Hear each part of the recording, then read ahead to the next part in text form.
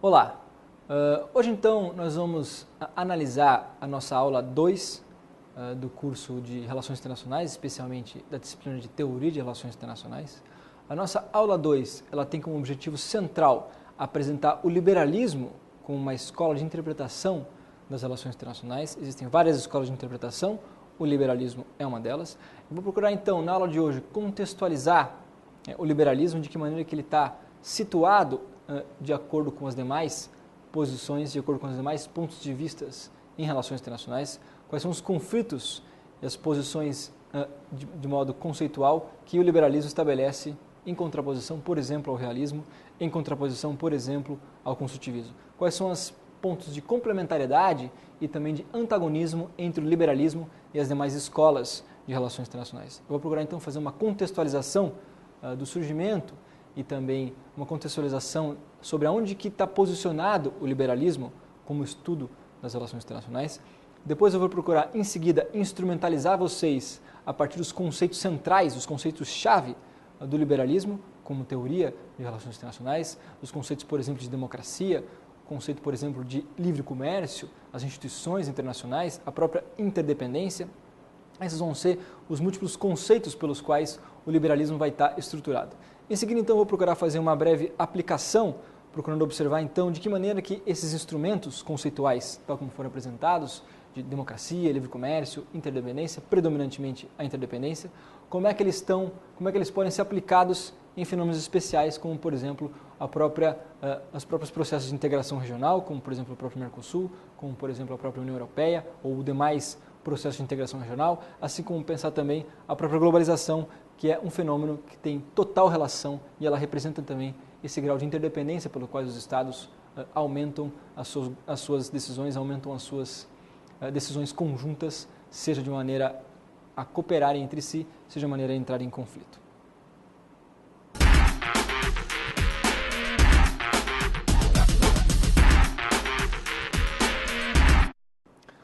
Bom, vamos então à nossa contextualização. Eu procurei aqui separar no slide para vocês 4 principais aspectos, ou melhor, um debate introdutório, dividido em 3 principais pontos, e depois 4 principais conceitos, tal como a instrumentalização vai procurar demonstrar. Muito bem, na nossa então contextualização, eu quero então apresentar 3 principais conceitos, ou seja, um debate geral pelo qual a disciplina está estruturada. Vamos observar então o slide?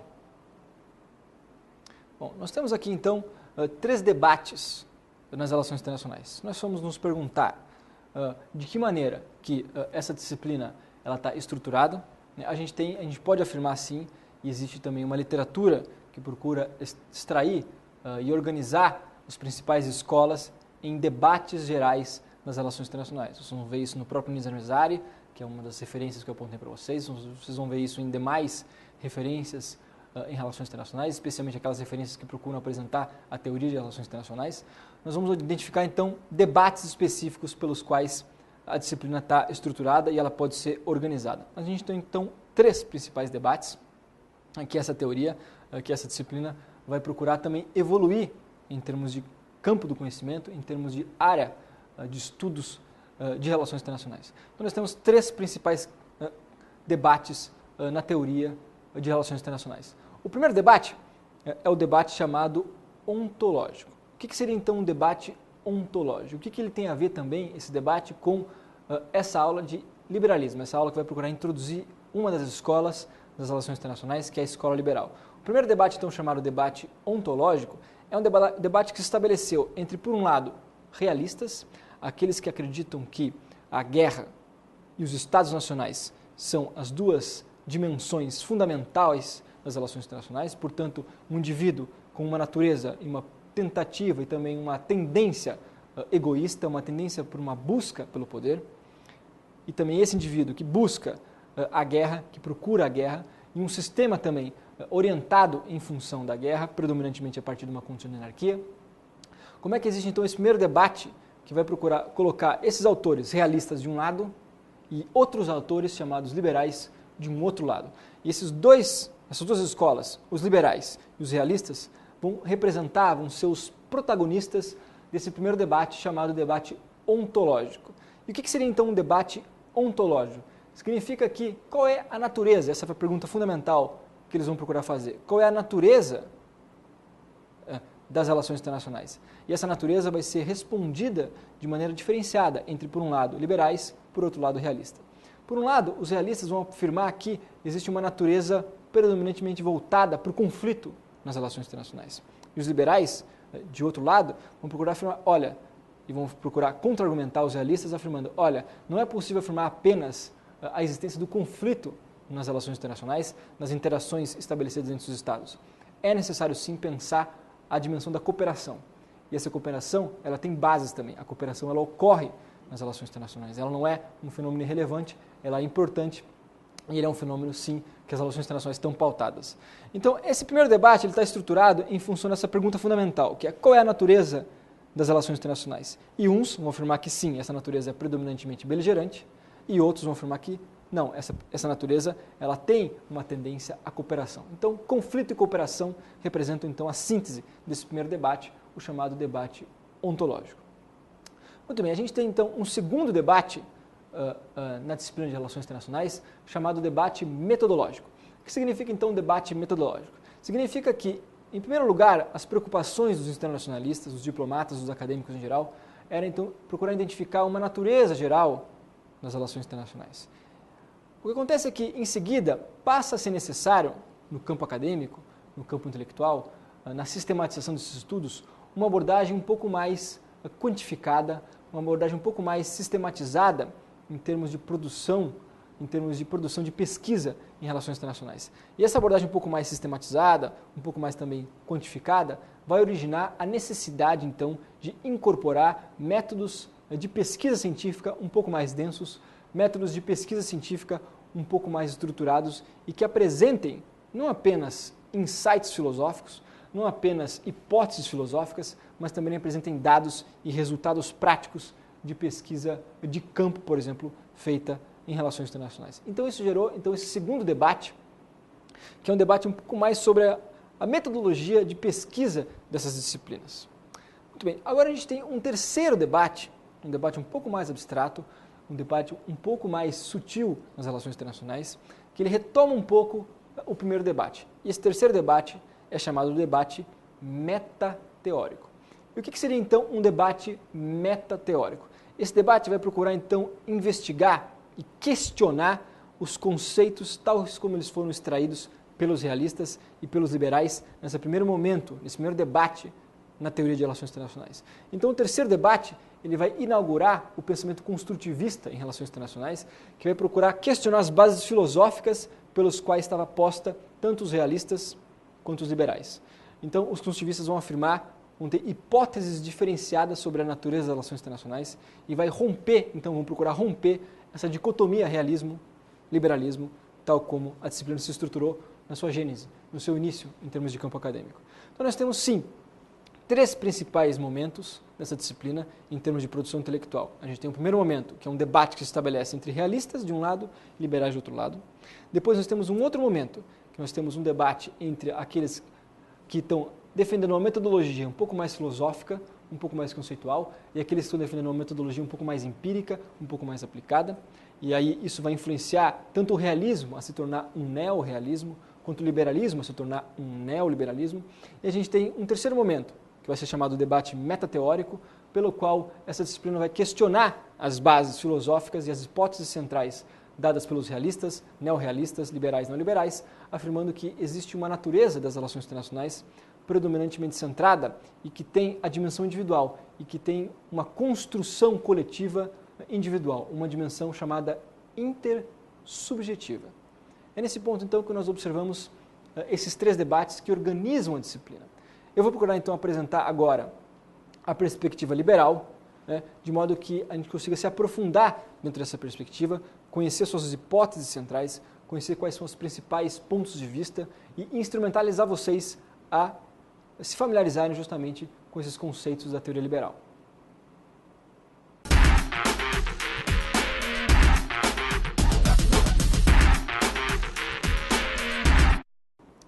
Bom, vamos então à nossa instrumentalização. Eu quero procurar então instrumentalizar vocês dentro da perspectiva do liberalismo a partir de 4 conceitos-chave, a partir de 4 bases conceituais que esse campo, que esse ponto de vista sobre as relações internacionais está estruturado. Vamos ao slide? Muito bem. Ao observar, então, o liberalismo, nós podemos identificar 4 principais aspectos centrais dessa perspectiva conceitual. A gente tem um primeiro aspecto, que é a própria democracia, um segundo aspecto, que é o livre comércio, um terceiro aspecto, que são as instituições, e um quarto aspecto, que é a interdependência. Cada um desses aspectos, cada um desses conceitos, representa, então, pilares fundamentais pelos quais o liberalismo está estruturado. Aqui é importante fazer uma observação introdutória, uma observação inicial, que procura diferenciar o que seja o liberalismo como teoria de relações internacionais do que é o liberalismo, por exemplo, como a escola da economia política, seja doméstica, seja internacional. Então aqui, quando nós falamos como internacionalistas, e o ponto de vista de um internacionalista sobre o liberalismo, não é o mesmo que um autor da economia política. Não é o mesmo. Então é importante fazer essa diferenciação, uma vez que vocês não se confundam o que, por exemplo, liberais e neoliberais estão afirmando dentro do campo de estudos da economia, do que liberais e neoliberais estão afirmando dentro do campo de estudos das relações internacionais. É importante fazer essa diferenciação. E o que diferencia, então, o que fundamenta, quais são as bases, os pilares de interpretação do liberalismo como campo de estudos das relações internacionais? Nós temos, em primeiro lugar, a democracia. É justamente o fato de que os liberais estão afirmando que as relações democráticas, elas são um pilar fundamental nas relações internacionais e elas procuram, elas influenciam, elas pressionam os estados a cooperarem entre si. Ou seja, existe uma hipótese geral dada pelo liberalismo no qual democracias tendem a cooperar mais com outras democracias. Quando existem democracias convivendo, coabitando o sistema internacional, essas relações tendem a ser mais cooperativas, essas relações tendem a ser mais pacíficas. Portanto, democracias e democracias são pressões, são dimensões que auxiliam e estabilizam a forma como o sistema internacional estabelece suas relações. É nesse ponto, então, que a democracia representa esse primeiro pilar, seja no interior do Estado Nacional, seja em relação à sua política externa, seja em relação às suas relações, tal como são estabelecidas com os demais Estados. Muito bem, a gente tem, então, um segundo aspecto da teoria liberal, que é justamente o livre comércio. E o que seria, então, o livre comércio? É nesse ponto aqui que nós afirmamos, nós podemos identificar uma similaridade entre a teoria econômica liberal e a teoria de relações internacionais liberal. Aqui identifica, sim, no livre comércio, na abertura comercial, nas relações econômicas estabelecidas entre os Estados, como uma dimensão fundamental, uma dimensão que auxilia, que faz com que os Estados tendam a cooperar em maior grau. Ou seja, na medida em que as suas relações comerciais ocorrem de uma maneira mais aberta, na medida em que as suas relações comerciais ocorrem de uma maneira mais próxima, de uma maneira mais íntima, na medida em que essas relações comerciais ocorrem, sim, de uma maneira mais livre, os Estados tendem a cooperar mais. Então essa é a segunda dimensão fundamental dentro dos pressupostos da teoria liberal. E uma terceira dimensão fundamental dentro dos pressupostos da teoria liberal é justamente a noção de organizações. E aqui, claramente, os autores estão se referindo às organizações internacionais. E quais seriam, por exemplo, as organizações internacionais? Nós temos, por exemplo, o próprio caso das Nações Unidas, da Organização das Nações Unidas. Nós temos o caso da Organização Mundial do Comércio. Nós temos, por exemplo, o próprio caso do Mercosul. Nós temos, por exemplo, o próprio caso da União Europeia e múltiplos outros organismos internacionais, que são predominantemente corpos políticos organizados a partir de múltiplos estados nacionais que passam a se coligar e formar um terceiro corpo político, que são esses organismos internacionais. Esses organismos internacionais, eles têm um papel fundamental em termos de trazer, em termos de influenciar em maior medida a forma como as relações entre os estados ocorrem. Nós podemos afirmar com toda certeza que as organizações internacionais têm um papel de estabilização no sistema internacional. Eles têm um papel de aumentar a cooperação, de aumentar a previsibilidade sobre a forma como os estados interagem, sobre a forma como os estados estabelecem suas relações. É nesse ponto, então, que nós identificamos esse terceiro nível, esse terceiro conceito pelo qual o liberalismo, a escola liberal, está estruturada, que é a noção de instituições. Quando nós passamos a observar o quarto conceito fundamental, ele é um conceito um pouco mais geral, mas é um conceito depois que vai ser especificado, que vai ser evoluído, que vai ser aprofundado, que é o conceito de interdependência. Então, portanto, nós temos esse quarto conceito. A gente tem o primeiro conceito, que é a democracia, um segundo conceito, que é o livre comércio, um terceiro conceito, que são as instituições, e agora nós temos um quarto conceito, que é a interdependência. E o que seria, então, a interdependência? Eu procurei aqui extrair e deixar para vocês uma definição, tal como o slide aqui procura demonstrar. Vamos a ele? Muito bem. Ao, então, nós procurarmos definir o que seria a interdependência, aqui, tal como está estruturado, eu vou fazer essa leitura aqui. A interdependência refere-se a situações caracterizadas por efeitos recíprocos entre países ou entre atores em diferentes países. E o que significa, então, essa definição, tal como dada aqui pelo Joseph Nye, que é um dos autores, um dos expoentes do liberalismo nos estudos de relações internacionais. A interdependência, então, é justamente o fato de que, na medida em que os Estados estabelecem interações entre si, eles estabelecem relações de mútua dependência. Ou seja, na medida em que certas ações que um Estado toma, certas decisões que um Estado decide fazer, certas opções de política externa que esses Estados procuram adotar, influenciam diretamente os demais Estados no sistema. Isso significa, então, que, na medida em que essas decisões cada vez mais passam a influenciar os demais atores no jogo das relações internacionais, isso faz com que a interdependência e os efeitos recíprocos sejam sentidos em múltiplos estados. Eu vou procurar aplicar esse conceito no final da aula, e isso vai ficar bastante claro em termos de um exemplo, tal como, por exemplo, é o caso do choque do petróleo, que aconteceu na década de 70, tal como é, por exemplo, o caso dos próprios mecanismos de integração, que demonstram e ilustram como os Estados procuram aumentar o seu grau de relação, o seu grau de proximidade. Muito bem, agora existem desafios apresentados a esse conceito geral de interdependência. Esse conceito geral de interdependência, ele é um conceito bastante abstrato, bastante amplo, ainda que tenha amplas possibilidades de aplicação. Agora existem desafios. Quais seriam esses desafios ao conceito de interdependência? Vamos observar no slide? Muito bem. Os desafios, então, postos ao conceito de interdependência, e não só ao conceito, mas a forma como os Estados interagem entre si, eles estão justamente associados à relação, ou melhor, à diferenciação que existe entre Estados que detêm mais poder de Estados que detêm menos poder nas relações internacionais. Se nós vamos observar, então, qual a diferença entre esses Estados, como nós poderíamos extrair, como nós poderíamos ilustrar essa diferença em termos de distribuição de poder nas relações internacionais.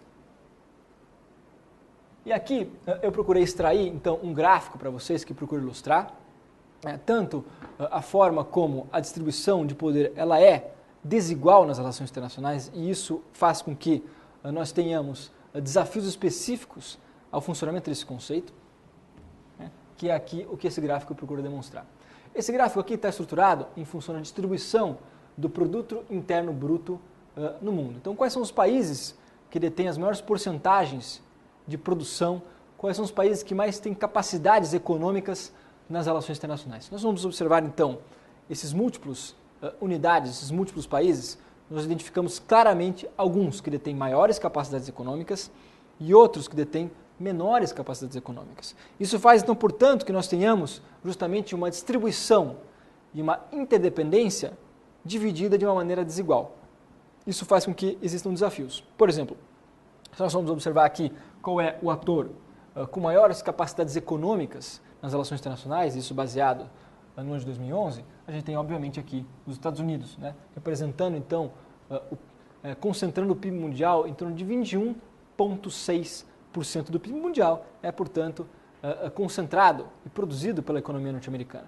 Depois nós temos em seguida a China, com 10,5% do PIB mundial, já bastante avançada, ainda não ultrapassando a economia norte-americana, mas ainda assim bastante avançada. Em seguida nós temos o Japão, com 8,4% do PIB mundial. Em seguida nós temos a Alemanha, em seguida a França, e aí aqui apenas o Brasil, nessa posição de 1, 2, 3, 4, 5, a sexta economia mundial. É nesse ponto, então, que nós identificamos o Brasil, se nós formos observar aqui qual é o grau de interdependência que o Brasil estabelece com o sistema, o Brasil sim estabelece relações econômicas, estabelece relações comerciais, estabelece relações políticas, porém claramente pautadas dentro de um cenário de desigualdade nas relações internacionais.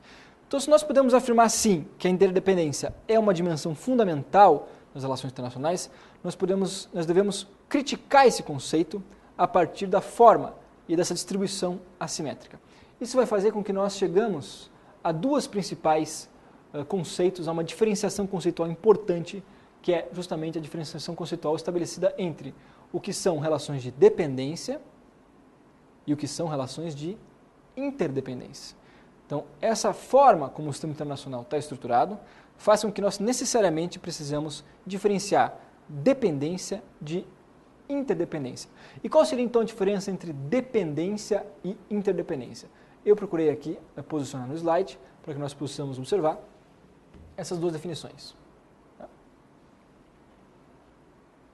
Deixa eu apagar aqui. Muito bem. Quais seriam então as diferenças, por exemplo, entre dependência e interdependência? Em que medida que isso está completamente relacionado à interação entre as múltiplas relações estabelecidas entre os Estados e também a forma, o desenho do sistema internacional.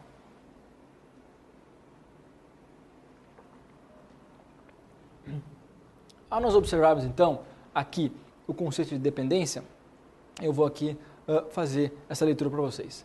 Dependência então significa que a condição dos Estados é determinada largamente por forças externas. E aqui a gente tem um exemplo fundamental disso.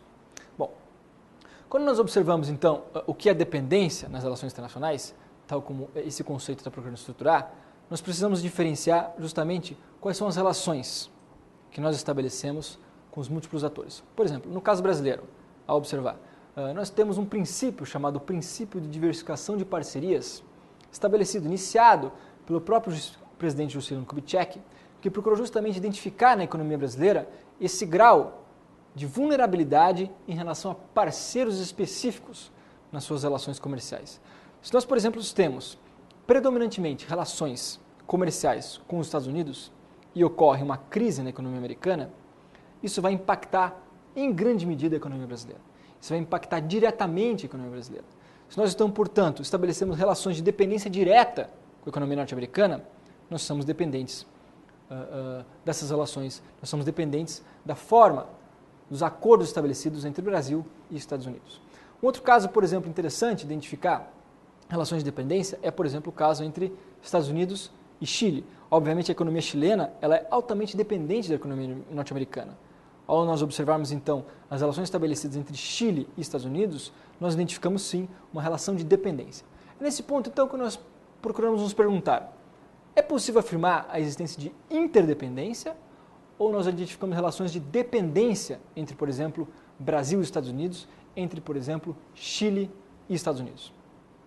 Nós identificamos, sim, ao nos observarmos no caso brasileiro, a partir do governo de Juscelino Kubitschek, a tentativa de disseminar, a tentativa de diversificar as parcerias comerciais brasileiras, estabelecendo parcerias com outros atores, com outras economias, estabelecendo parcerias para além desse campo tradicional, desse eixo fundamental que é Brasil e Estados Unidos, estabelecendo parcerias, por exemplo, com a economia argentina, estabelecendo parcerias, por exemplo, com economias africanas, estabelecendo parcerias, por exemplo, com a economia europeia, com as economias asiáticas. Ou seja, é necessário diminuir a interdependência da economia, ou melhor, desculpa, diminuir a dependência da economia brasileira a partir, então, das suas relações com demais estados nas relações internacionais. É necessário, então, diversificar as parcerias brasileiras para diminuir a dependência das suas relações comerciais. É nesse ponto, então, que nós identificamos aqui uma tensão entre interdependência e dependência. É nessa tensão, essa tensão que vai fazer com que a própria teoria liberal, com que o próprio pensamento liberal em relações internacionais procure evoluir, procure dar um passo a mais. É necessário, então, operacionalizar esse conceito de interdependência a partir, então, de mecanismos um pouco mais complexos, de mecanismos metodológicos um pouco mais elaborados. Não é suficiente que nós pensemos as relações internacionais a partir de uma interdependência de uma maneira geral. É necessário que nós especifiquemos, é necessário que nós tornemos metodologicamente mais orientado o conceito de interdependência.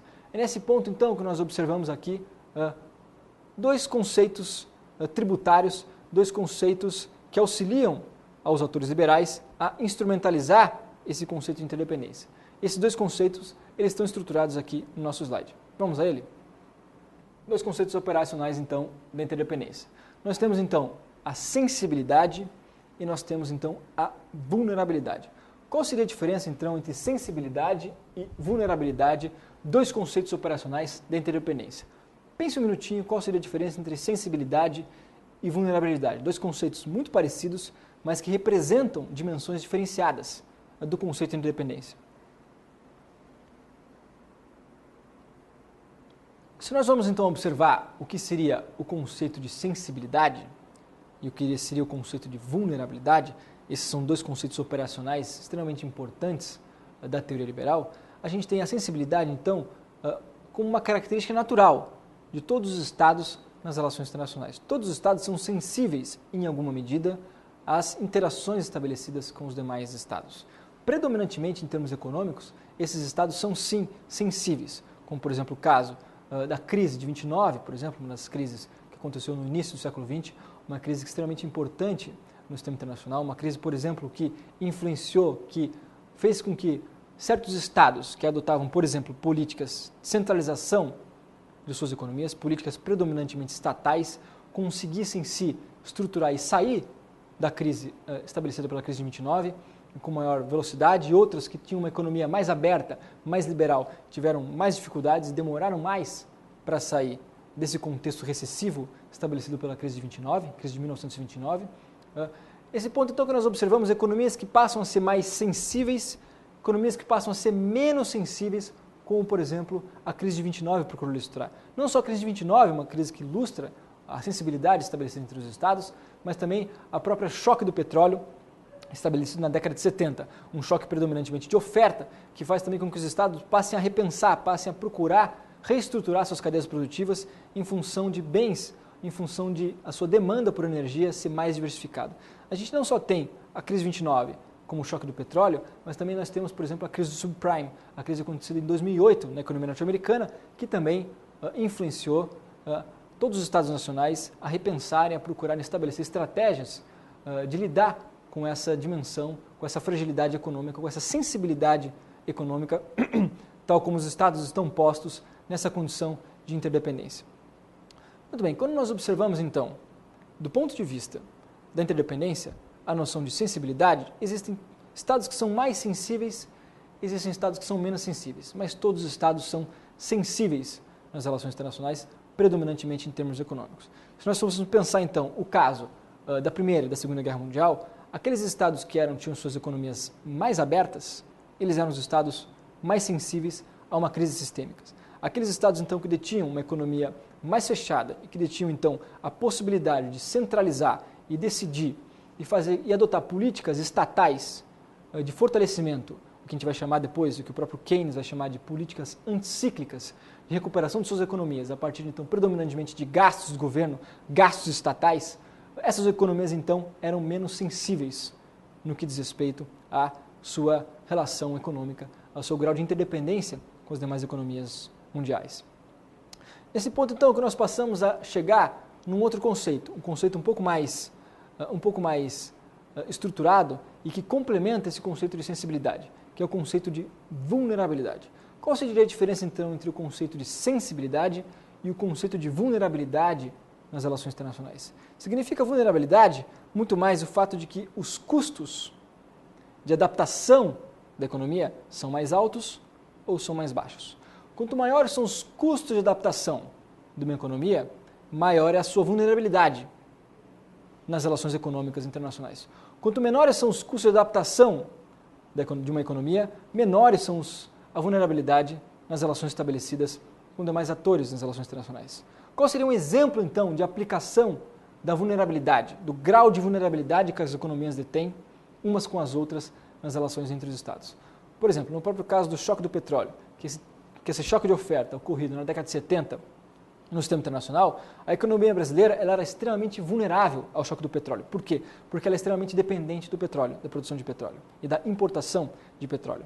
É nesse ponto, então, que, ao ocorrer o choque do petróleo, os custos de adaptação de uma economia brasileira extremamente demandante desse produto, que é o petróleo, dessa energia, que é o petróleo, esses custos de adaptação sendo muito caros, isso fez com que a economia brasileira fosse extremamente atingida por esse choque, por essa escassez na demanda pelo petróleo, por esse aumento geral dos preços do petróleo na economia internacional. É nesse ponto, então, que a economia brasileira passa a se tornar extremamente vulnerável, uma vez que os custos da sua adaptação a extrair demais fontes de energia fossem muito altos. O próprio programa Proálcool, por exemplo, foi criado justamente nesse contexto, estabelecido, então, como uma forma de diminuir a vulnerabilidade externa brasileira, a vulnerabilidade justamente a essas oscilações na demanda, na oferta pelo petróleo. É nesse ponto, então, que nós identificamos a vulnerabilidade como um conceito operacional extremamente importante. A vulnerabilidade como um conceito que demonstra, que ilustra a forma como os Estados estabelecem relações uns com os outros e os custos de adaptação dessas interações. O caso, então, do choque do petróleo é um caso que ilustra isso, o grau de vulnerabilidade da economia brasileira, o grau com que ela dependia, com que ela necessitava de custos de adaptação muito altos. E o que é, então, portanto, diferente da noção de sensibilidade, que é apenas a possibilidade de ser atingida pelas relações internacionais, pelas decisões estabelecidas por outros atores nas relações internacionais. Muito bem, vamos ao nosso próximo slide.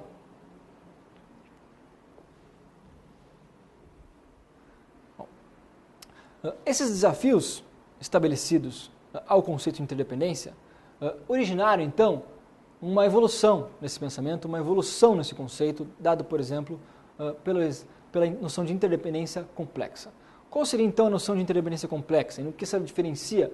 Qual é a diferença fundamental entre interdependência e interdependência complexa? Nós temos, essencialmente, ao observarmos a interdependência complexa, três principais aspectos gerais, três conceitos, três características gerais dessa interdependência, que são, em primeiro lugar, canais múltiplos, em segundo lugar, uma agenda múltipla, e em terceiro lugar, o papel reduzido da força militar.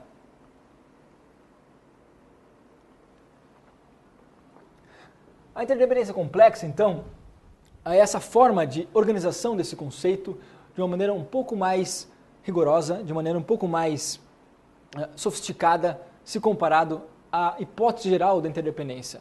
É necessário, então, pensar que a interdependência ela necessita, então, levar em consideração canais múltiplos, ela necessita levar em consideração uma agenda múltipla, e ela necessita levar em consideração que as forças militares passam a ter um papel reduzido nas relações internacionais. Vamos então observar o primeiro aspecto desses canais múltiplos de comunicação, tal como a interdependência complexa procura versar. Nós observamos então, o primeiro aspecto seria justamente a noção de contatos informais estabelecidos, por exemplo, entre governo, agências e grupos de pressão. E o que significa isso? Esse primeiro aspecto, então, da interdependência complexa, estabelecido por canais múltiplos, leva em consideração que é necessário identificar não apenas os Estados nacionais como esses atores fundamentais das relações internacionais. É necessário identificar que existem outras instâncias de interação nas relações internacionais e essas outras instâncias de interação, elas representam sim atores nas relações internacionais. Essas múltiplas instâncias de decisão que estão abaixo do Estado Nacional, elas estabelecem interações com os demais estados, com as demais áreas, com as demais organizações políticas subnacionais. É nesse ponto, então, que nós identificamos esse primeiro aspecto da interdependência complexa, que são canais múltiplos de comunicação, governos e governos, prefeituras e prefeituras, a dimensão, por exemplo, do Poder Executivo, do Legislativo, do Judiciário, interagindo entre si. É nesse ponto, então, que nós observamos esse primeiro aspecto da interdependência complexa, que são canais múltiplos de comunicação. Qual seria, então, o segundo aspecto da interdependência complexa? Muito bem, esse segundo aspecto da interdependência complexa, ele é o que Raymond Aron vai chamar, então vai procurar chamar de quais são os dois principais atores das relações internacionais. O Raymond Aron é um autor realista. Na verdade, esse aspecto da interdependência complexa vai procurar contradizer o que Raymond Aron está afirmando, vai procurar questionar essa hipótese central dada pelo Raymond Aron, que está afirmando basicamente que existem dois principais atores nas relações internacionais. Um primeiro ator que é, sim, o diplomata, e outro ator que é, sim, o soldado. Esses dois atores fundamentais, o diplomata e o soldado, que seriam, na interpretação do Raymond Aron, os protagonistas das relações internacionais, a noção de interdependência complexa, vai procurar questionar esses dois atores fundamentais e vai procurar afirmar que esses dois atores fundamentais não são mais apenas eles os protagonistas das relações internacionais. Quando nós pensamos, então, por exemplo, em relações econômicas internacionais, como podemos afirmar que os soldados, né, os militares, teriam protagonismo nas relações internacionais? Se nós pensamos, por exemplo, a forma como o sistema internacional está estruturado hoje em dia, o grau de interdependência com que o sistema internacional hoje em dia está estruturado, de que maneira que os militares podem contribuir para esse grau? Será que nós podemos afirmar que os presidentes dos bancos centrais, ou, por exemplo, o presidente do Banco Central da economia norte-americana, ele não teria um grau de influência e um peso específico nas relações internacionais maior, muitas vezes, que determinados atores militares? É nesse ponto, então, que nós identificamos o que a interdependência complexa está afirmando, que existem canais múltiplos de comunicação e que existe uma diversidade de atores e também que existem instâncias subnacionais extremamente importantes, como, por exemplo, é o próprio caso das cidades, como, por exemplo, é o próprio caso dos bancos centrais, especialmente esses bancos centrais que são representados, que representam os principais atores das relações internacionais, no caso, por exemplo, da economia americana, no caso, por exemplo, da economia alemã. É nesse ponto que nós identificamos uma diversidade maior de atores das relações internacionais. Vamos ao próximo slide? Nós chegamos, então, aí às organizações internacionais, que é esse terceiro aspecto desses canais múltiplos de comunicação. E o que seria, então, de que maneira que a interdependência complexa passa a compreender esses canais múltiplos de comunicação e de que maneira que ela passa a ilustrar as organizações internacionais a partir desses canais múltiplos de comunicação? O que ela está afirmando é que antes as relações internacionais eram estabelecidas predominantemente entre esse diplomata e esse outro diplomata que negociavam diretamente, ou seja, existiam relações bilaterais. Na medida em que existem múltiplos canais de comunicação, como, por exemplo, estabelecidos pelas próprias organizações internacionais, nós temos, então, uma diplomacia, um multilateralismo sendo estabelecido. O que significa, então, multilateralismo? Significa que esses organismos internacionais, eles passam, sim, a se comunicar, a fazer com que os diplomatas se comuniquem, não necessariamente de uma maneira bilateral, mas de uma maneira multilateral, estabelecendo coalizões dentro de organismos internacionais, como, por exemplo, dentro das Nações Unidas nós temos a Assembleia Geral das Nações Unidas. Essa Assembleia Geral, que é muitas vezes aberta, na verdade ela é predominantemente aberta pelo Estado brasileiro, ou seja, por um diplomata ou pelo próprio chefe do Estado brasileiro. A Assembleia Geral das Nações Unidas ela representa justamente esse espaço de diálogo, de comunicação nas relações internacionais, representado por esses organismos internacionais, no caso específico aqui das Nações Unidas. Nós temos então esse terceiro aspecto dos canais múltiplos de comunicação representado pelas organizações internacionais, tal como ilustra essa dimensão da interdependência complexa. Quais são as outras duas dimensões, então, da interdependência complexa que nós temos que analisar? Vamos ao slide?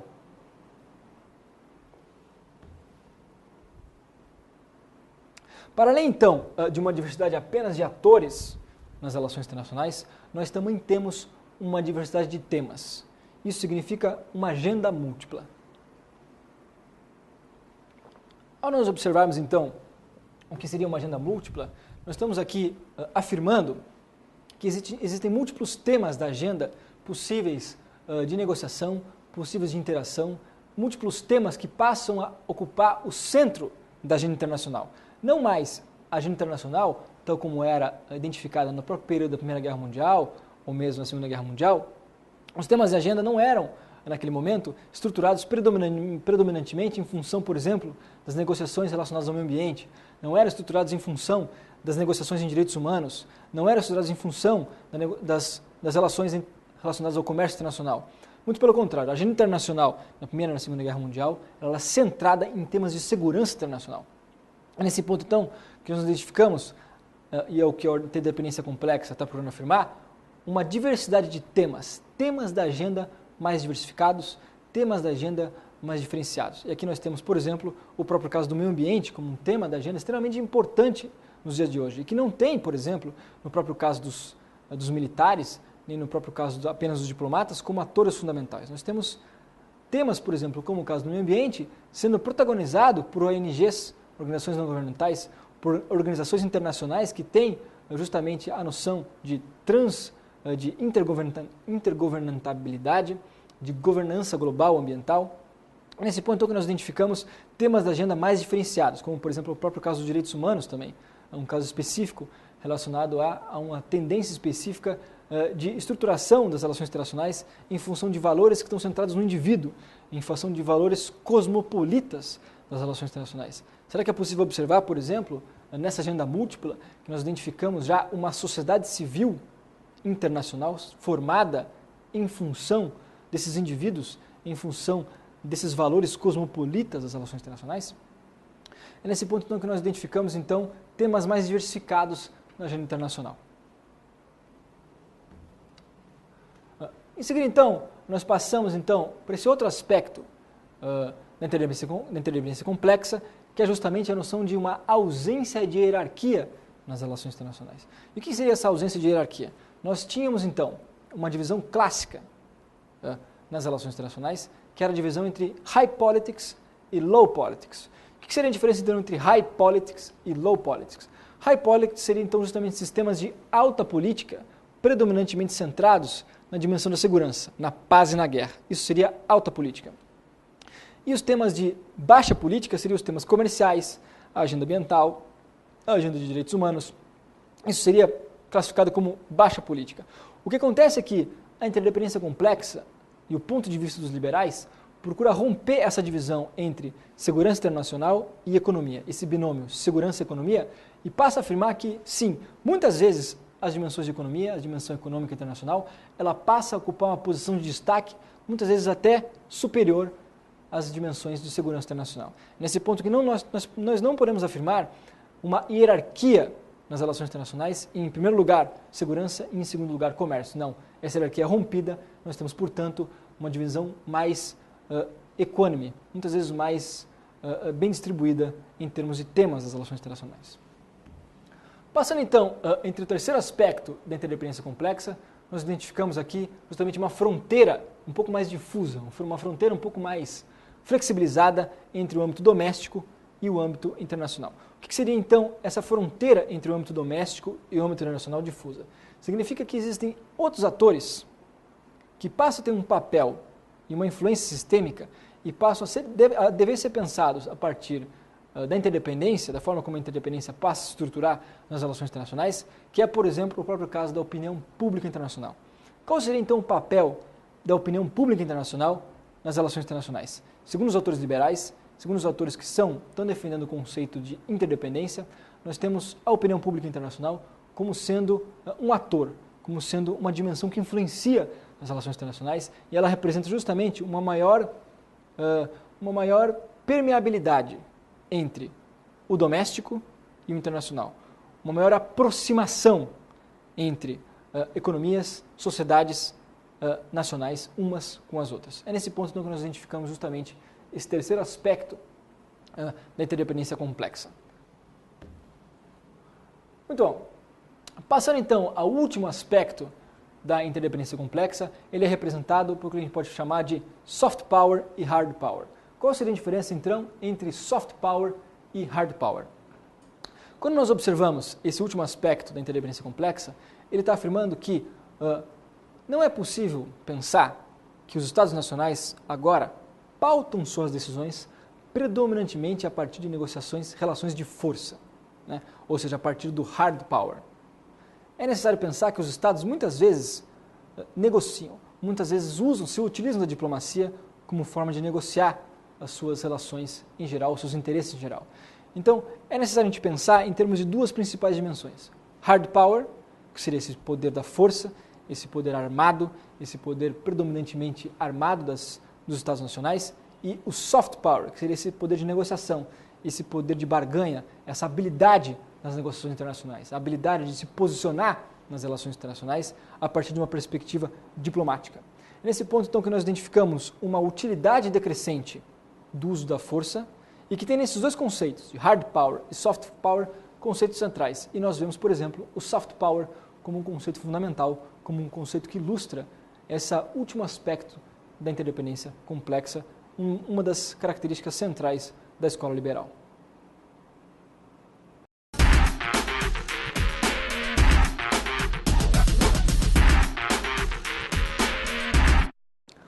Bom, vamos lá então à nossa aplicação. Eu procurei separar aqui 3 possibilidades de aplicação dos conceitos que foram estabelecidos na instrumentalização. Eu procurei diferenciar eles aqui no slide. Vamos ao slide? Muito bem, nós temos então 3 aqui possibilidades de aplicação do conceito de interdependência, tal como foi estabelecido aqui na nossa instrumentalização. Nós temos em primeiro lugar o conceito de globalização, em segundo lugar a noção de integração regional, os mecanismos de integração regional, e em terceiro lugar o choque do petróleo. Vamos observar então cada uma dessas dimensões? Muito bem. Ao iniciar então aqui uma aplicação para o conceito de interdependência, é o conceito também de globalização. Será que nós podemos afirmar que a globalização ela aumenta, ela potencializa a interdependência, ela potencializa as hipóteses da interdependência complexa? Será que a globalização ela é sim um fenômeno que está relacionado à interdependência? Sim, nós podemos aplicar a noção de interdependência e também a noção de interdependência complexa, bem como suas hipóteses, ao fenômeno da globalização. A globalização, na verdade, a gente pode identificar sim como um acirramento, com maior intensificação dos processos de interdependência, da própria interdependência, seja na sua face mais geral, seja na sua face mais complexa. É possível nós observarmos que a globalização ela intensifica, ela aumenta, ela potencializa a interdependência entre os Estados. Então a globalização é um fenômeno completamente relacionado, é uma face direta da interdependência. Depois, nas próximas aulas, nós vamos observar que a globalização pode ser interpretada a partir de outras dimensões, a partir de outros pontos de vista. Mas aqui, dentro da perspectiva liberal, nós identificamos sim a globalização como uma intensificação da própria interdependência e das hipóteses da interdependência. Muito bem, passando então para a nossa segunda possibilidade de aplicação, dada, por exemplo, pelos mecanismos de integração regional. Em que medida que esses mecanismos de integração regional representam a própria interdependência? De fato, se nós observarmos, por exemplo, o mecanismo de integração regional do Mercosul, o mecanismo de integração regional da União Europeia, nós identificamos, sim, a evidência geral da interdependência, a evidência de que os Estados procuram aumentar a sua cooperação nas relações internacionais. Se nós observarmos, por exemplo, o caso da União Europeia, um continente que estava situado e tinha relações predominantemente de conflito durante a Primeira e a Segunda Guerra Mundial e após a Primeira e a Segunda Guerra Mundial passa a se aproximar em termos de relações políticas, passa a buscar, não vou dizer esquecer, mas passa a buscar uma outra etapa na sua história ao formar então uma parceria direta, uma parceria estratégica entre, por exemplo, França e Alemanha, os dois principais pilares da União Europeia. Essas duas dimensões, os dois principais atores, que antes eram atores predominantemente que entravam em conflito durante a Segunda Guerra Mundial, eles passam a mudar a sua lógica de comportamento e passam a estruturar o que a gente vai chamar de União Europeia. Então nós observamos sim a interdependência como sendo uma característica que tem nas organizações internacionais e também nos processos de integração regional a sua faceta que ilustra, que demonstra que a interdependência ela é sim uma característica das relações internacionais. E nós temos aí uma terceira possibilidade de aplicação, dada, por exemplo, pela noção de choque do petróleo, pelo fenômeno do choque do petróleo, tal como eu procurei ilustrar na própria instrumentalização, a diferenciação entre sensibilidade e vulnerabilidade, nós identificamos sim, no choque do petróleo, uma das características, um dos fenômenos das relações internacionais que tem efeitos sistêmicos, que fazem com que os Estados, que afetam os Estados nas suas economias nacionais e também na posição que eles passam a ocupar no sistema internacional.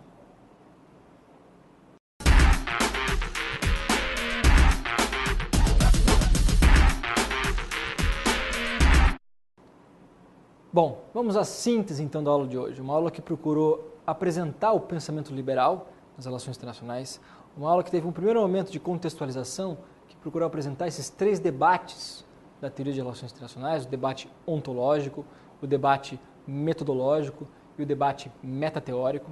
Em seguida, eu procurei também apresentar quais são os conceitos-chave, os fundamentos do pensamento liberal em relações internacionais, centrado no conceito de democracia, centrado no conceito de livre comércio, centrado no conceito de instituições internacionais e também centrado no conceito de interdependência, seja de uma perspectiva mais geral, a interdependência, seja da perspectiva um pouco mais específica, um pouco mais sofisticada, a interdependência complexa. Esses então são os principais pilares da teoria liberal e é eles que apresentam, eles que possibilitam a gente identificar o pensamento liberal, permitem que a gente consiga observar qual é o pensamento liberal nas relações internacionais. Em seguida, então, eu procurei fazer uma breve aplicação. essas aplicações, tanto em relação à globalização quanto em relação aos mecanismos de integração regional, possibilidades de observar qual é a interdependência que os Estados estabelecem uns com os outros. De maneira que nós podemos observar fenômenos específicos que sim representam a independência e que podem sinalizar para a forma como a interdependência ela ocorre nas relações internacionais.